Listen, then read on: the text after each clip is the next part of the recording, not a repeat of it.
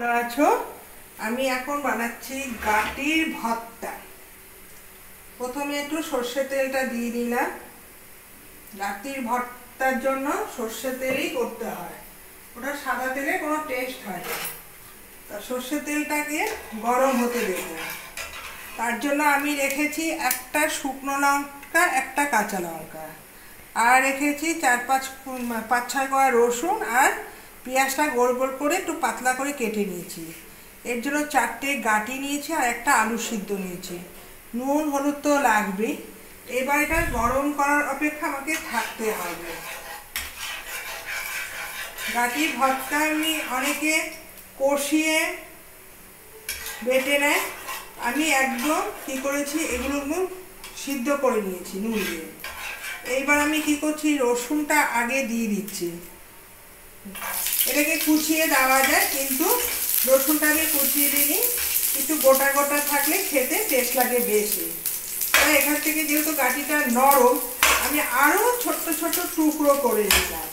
আর রসুন খাওয়াটা খুবই উপকার। রসুন, কালো জিরে, যারা রসুন পছন্দ করে না বা পেঁয়াজ পছন্দ করে না, তাদেরকে না এইভাবে কুচিয়ে তেলের সাথে গরম একটু ভাজা ভাজা মতন করে দিলে বাচ্চারা বুঝতেই পারবে না, রসুনের কোনো কাঁচা গন্ধ থাকে না।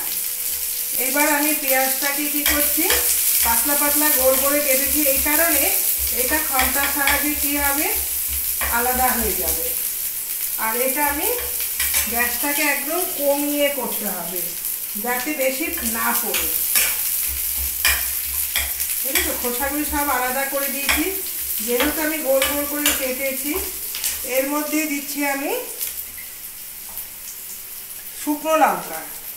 শুকনো লঙ্কাটা আমি একটু ভেঙে দিচ্ছি, যাতে হালকা ঝালটা বেরিয়ে আসে।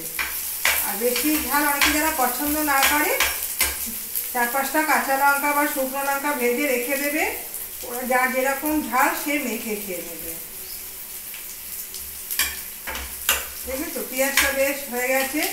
এইবার দেবো কালো জিরে। ভর্তা মানেই কালো জিরে। কালো জিরের পরিমাণটা একটু বেশি দিতে হবে। আর এটা একদম বেশি লাল করে ভাজা কোনো দরকার নেই। এই ভর্তার মধ্যে আমি কি করেছি, যেহেতু এটা সিদ্ধ করা আছে, এর সঙ্গে আমি নুনটাকে একবারে দিয়ে মাখবো। এই যে নুনটাও দিয়ে দিলাম, আর সাথে দেব হলুদ। আর ওইটা একটু হালকা তেলে ভাজা হতে থাকুক। এবার এই মশলাগুলো কি হয় মেয়ে, দেখো গাঁটিগুলি কি বড় বড়, একদম পারফেক্ট সিদ্ধ হয়ে গেছে। এটা আমি প্রেসার কুকারেই সিদ্ধ করে নিয়েছি। আর মশলাটাও আমার আস্তে আস্তে হচ্ছে।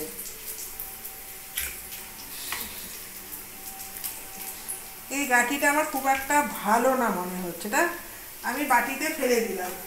এটা দেখতে হবে, যদি অনেক সময় কী হয়, গাঁটি যদি খারাপ হয়, ওখান থেকে কি হয়, পচা গন্ধ বেরোয়, এটা বোঝা যাচ্ছে না। দেখি কি হয়, একটু দেখে নিয়ে আমাকে টেস্ট করতে হবে। এবার আলুটাও আমি এর সাথে নুন হলুদ দিয়ে গাঁটিটাকে ভালো করে মেখে নিচ্ছি।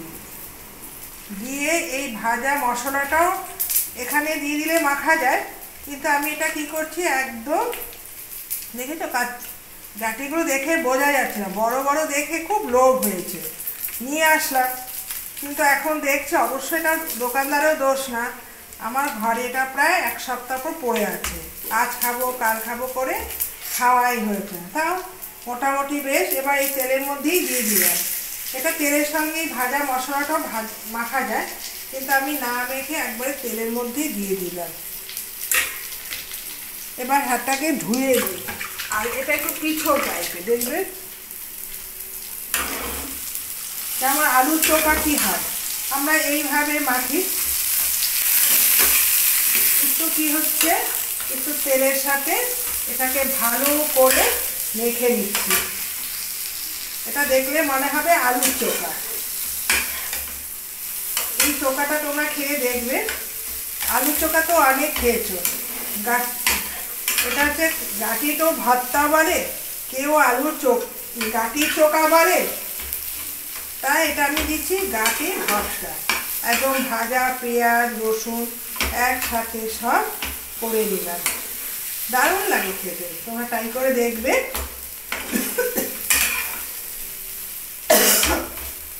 আর এর মধ্যে যদি তোমরা টক টমেটো দিলে দিতে পারো, ধনেপাতা দিলে দিতে পারো, কিন্তু আমি কিছুই দেবো না। একটুখানি টক টক হবে বলে আমি ওপর দিয়ে একটু সসও দিয়ে দিচ্ছি।